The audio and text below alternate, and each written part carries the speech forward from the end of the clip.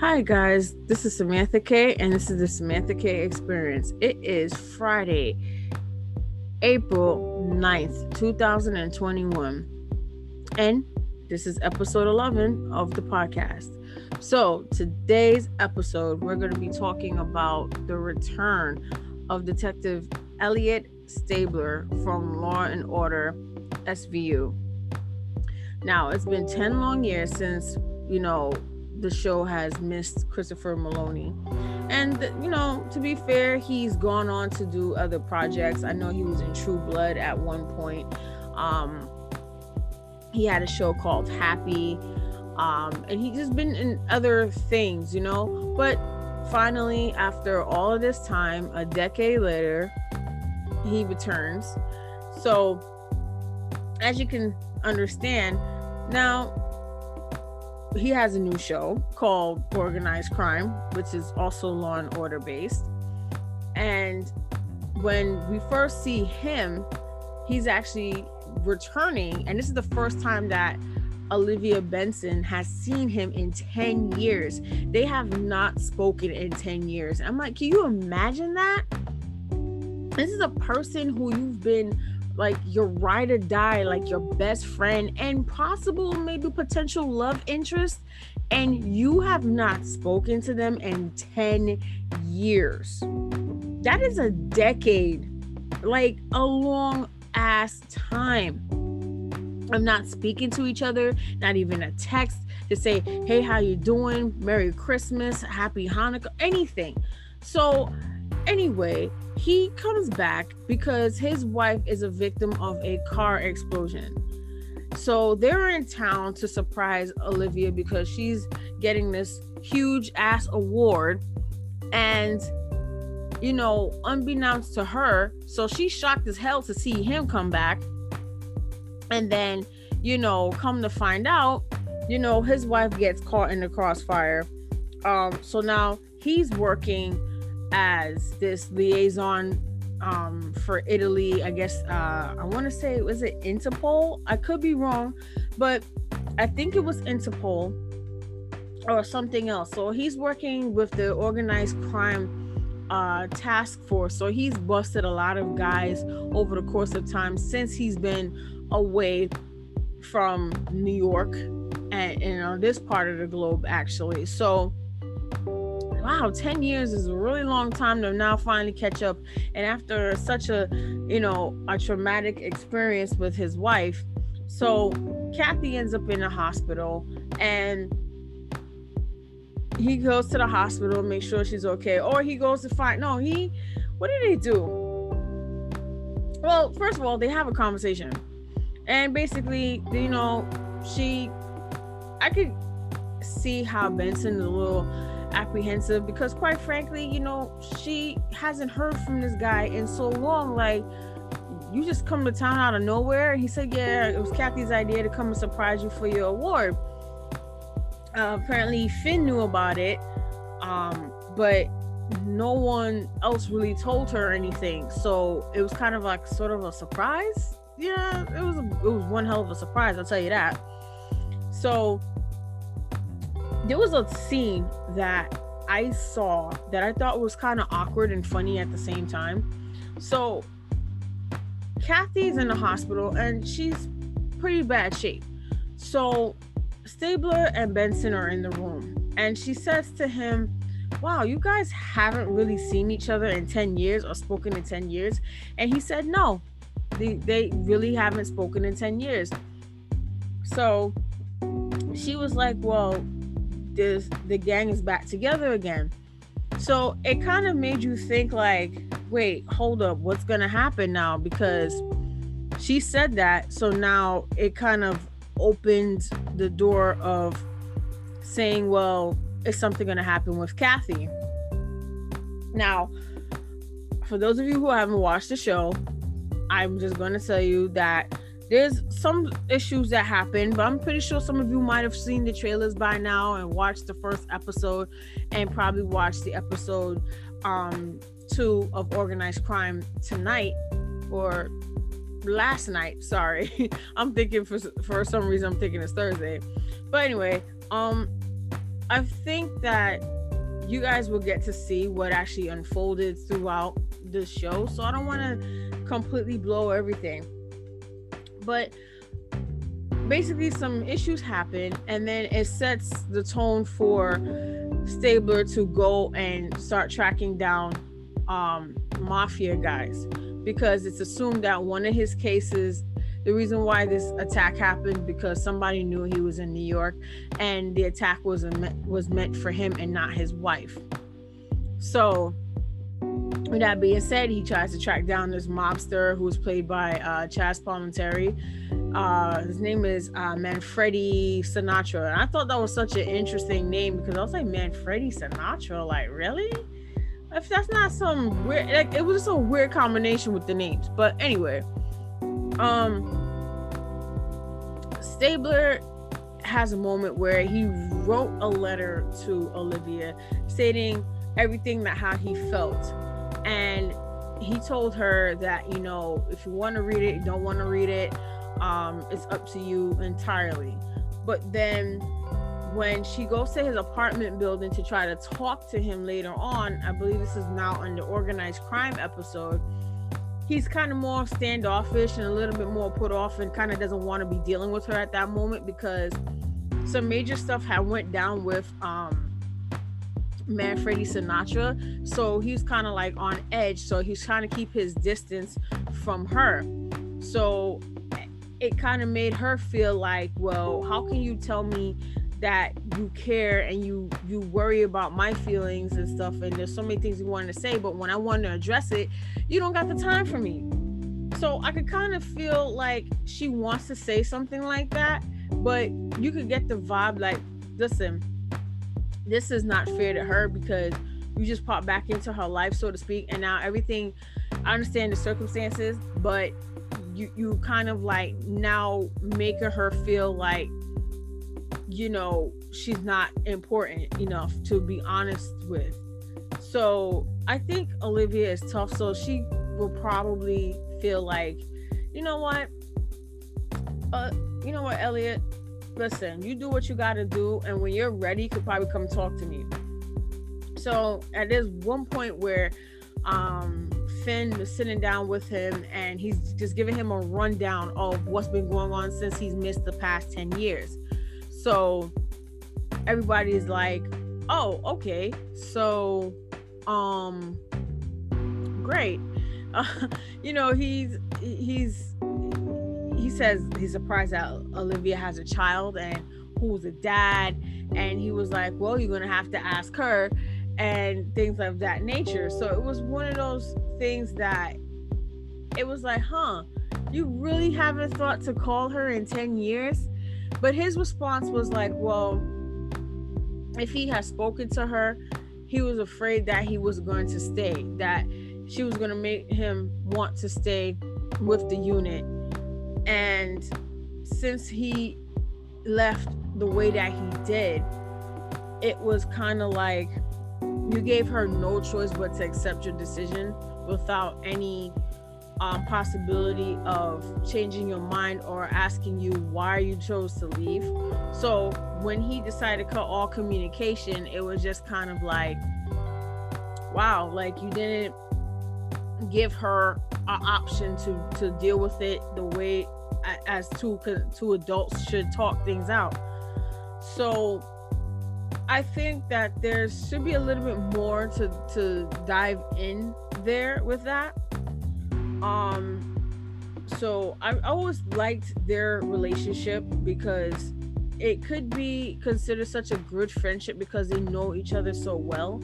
And at that, Mariska Hargitay and Christopher Meloni play off each other so well. It's like watching those two, you would swear that they were still working together these past 10 years and he never left. It's like their emotions and reactions to things is just so on point. And it also that underlying feeling like, hey, you know, will they, won't they? Because I think in the past the show might have teased a possibility of the two of them getting together, but because he was married and whatever, and he was going through whatever he was dealing with, I think they never really went that far. But then again, like I said, I have not seen a lot of the episodes, so bear with me. I know it's hard to kind of review stuff and not see everything, but it's just that I particularly kind of was like, you know what, let me feel that, and let me feel around a bit and see if what I think is true or not.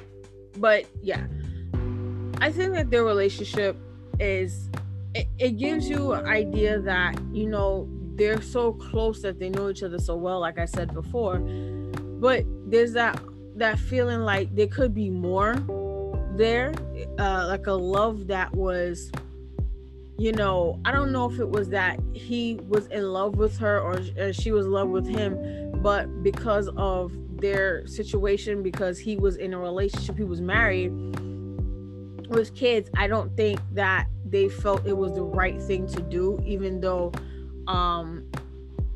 it seemed like he did love his wife, and it didn't come off like, to me, like it's so much of a marriage of convenience, but because of the fact that he genuinely does love his wife and he doesn't want to ruin what he has or ruin what he has with Liv. So I think that's where the problem resonates within Stabler.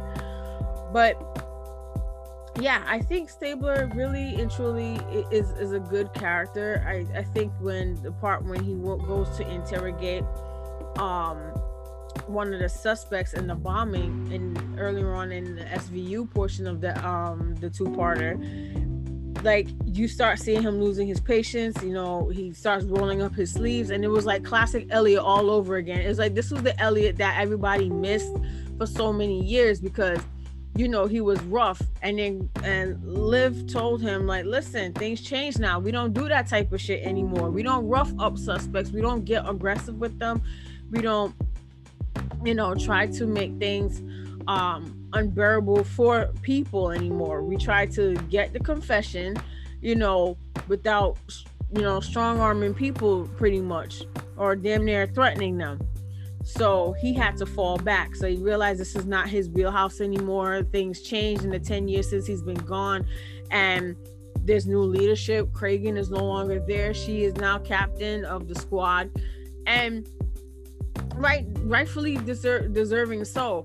But it was just the fact that he can't go about the same tactics like he would normally would if he was just a regular NYPD officer, detective, like he was before, when they were both partners back in the day. So you got to fall back a little bit and mind his neck.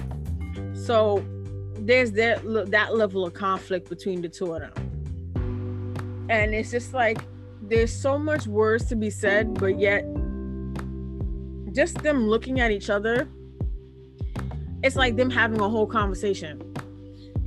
Like the way he look at her or she'll look at him, it's just like they will talk through each other's eyes, like look in each other's eyes, and they will just have the whole conversation. Like everything is said within just staring at each other. I think the words are just an add-on just for the audience's benefit, but overall, I just think that they did a really good job of bringing him back, and it was really exciting. I know a lot of people were very excited about the return of Chris and his character, and it was a long time coming. I know that he had wanted to go and do other things, and he was allowed to do those things, so I think he felt that it was time for him to come back to the Law and Order family. Now, organized crime, I like it. I think I could see myself watching it. And I gotta be biased for a minute, guys. Now, I have to tell you, one of my favorite actors, aside from Christopher Meloni, is on organized crime. Dylan McDermott is, oh my God. I've watched Dylan McDermott since he was in The Practice in the 90s. Now, I love Dylan McDermott. I think that he's so good. And I think he's like one of those guys that he gets better with age. So it'd be so weird that one day he just manages to hear this podcast. But anyway, no, but seriously, all jokes aside, I feel like he gets better with age. there's a couple of shows that he's done, a few things that he's done since The Practice, obviously. He's done Hostages, and he's done American Horror Story. I think he was in the first season. Those things are good, but I feel like he's found something with Law and Order, Organized Crime. It's something about the way how he approaches this character, which he kind of did give me. I was talking to my boyfriend about it, and I said that he gave me Colin Farrell vibes when how Colin Farrell was in the movie Ava with Jessica Chastain.